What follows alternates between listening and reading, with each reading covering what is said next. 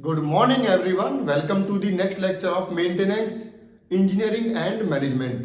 तो previous lecture में हमने देखा था कि मेंटेनेंस टाइप्स कौन कौन से होते हैं। तो मेजर दो ही टाइप होते हैं, planned maintenance and unplanned maintenance. तो अनप्लान्ड मेंटेनेंस के अंदर हमने देखा था कि ब्रेकडाउन मेंटेनेंस होती है, जिसको हम इमरजेंसी मेंटेनेंस भी बुलाते हैं। सेकंड उसके अंदर होती है करेक्टिव मेंटेनेंस। तो आज हम देखेंगे कि करेक्टिव मेंटेनेंस का मतलब क्या होता है।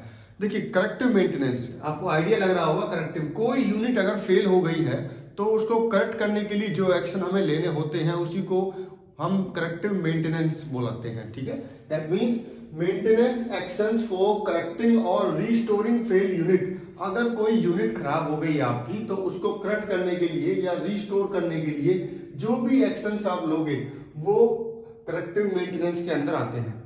नेक्स्ट, अब क्वेश्चन है कि कौन कौन से एक्शंस लेते हैं, क्या है। तो इसके अंदर हम mainly minor adjustment, minor repair से लेके माइनर रीडिजाइन तक कर सकते हैं। ठीक है, दैट मींस करेक्टिव मेंटेनेंस में include different actions from typical adjustment and minor repair to minor redesign of equipment. मतलब थोड़ा बहुत रिपेयर करना पड़ सकता है या हो सकता है कि आपको रीडिजाइन ही करना पड़े। माइनर रीडिजाइन, बहुत ज्यादा बड़ा नहीं, बट माइनर रीडिजाइन करना पड़े किसी इक्विपमेंट का, कोई थोड़ा बहुत चेंजेस करने पड़े उसमें।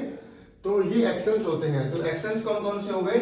एक्शन आपके अंदर हो गया कोई एडजस्टमेंट करना हो, माइनर रिपेयर करना हो या फिर माइनर रीडिजाइन करना हो इक्विपमेंट के अंदर।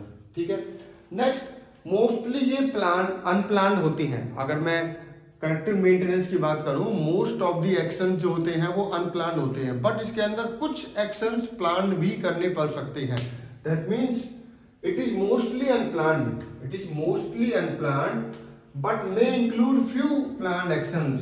वो डिपेंड करेगा वॉल्यूम क्या है, किस टाइप की यूनिट जो फेल हुई है उस पर डिपेंड करेगा, बट मोस्टली जो इसके होते हैं वो अनप्लान्ड होते हैं। ठीक है, अब हम इसको डिवाइड कैसे करते हैं कि कौन सा आपको पहले करना, कौन सा बाद में करना है।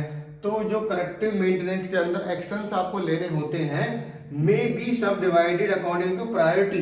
प्रायोरिटी कैसे होगी? जो सबसे ज्यादा जरूरी है उसको पहले करोगे, जो कम प्रायोरिटी का उसको बाद में करोगे, जो रिपीटेटिव कहीं पे कोई चीज हो रही है उसको उसके बाद करोगे, और रीडिजाइन करना है तो उसको बिल्कुल लास्ट में करोगे।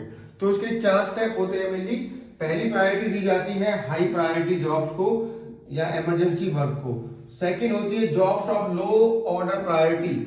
थर्ड होती है कोई रिपीटेटिव ब्रेकडाउन हो रहा है तो उसके लिए आपको कुछ एक्शंस लेने होंगे। ठीक है, और लास्ट में है अगर कोई जॉब है उसको रीडिजाइन करना पड़ रहा है। तो रीडिजाइन में जनरली स्मॉल से मीडियम वॉल्यूम के होते हैं। ऐसा नहीं है कि बहुत ज्यादा आपको कोई रीडिजाइन करना पड़े आपको। ठीक है, इसके अंदर ये वन टाइम टास्क होता है। जो करेक्टिव एक्शन है, एक बार मान लीजिए कोई यूनिट फेल हो गई है तो करेक्टिव मेंटेनेंस में उसको वन टाइम में करेक्ट कर दोगे आप। ठीक है, बार बार नहीं करते इसको। नेक्स्ट है कि अगर कोई करेक्टिव मेंटेनेंस के अंदर कोई बहुत ज्यादा माइनर मेजर चेंजेस करने पड़ते हैं तो फिर आपको 4 स्टेजेस में उसको डिवाइड करना पड़ता है। पहले कलेक्शन ऑफ डेटा करते हो आप कि डेटा कलेक्ट कीजिए आप, उसके बाद उसको एनालाइज करते हो कि क्या लाइकली कॉज क्या है, उसके बाद उसका बेस्ट पॉसिबल सॉल्यूशन ढूंढते हो कि क्या कैसे ठीक होना चाहिए, और लास्ट में उस सॉल्यूशन को इंप्लीमेंट करते हो।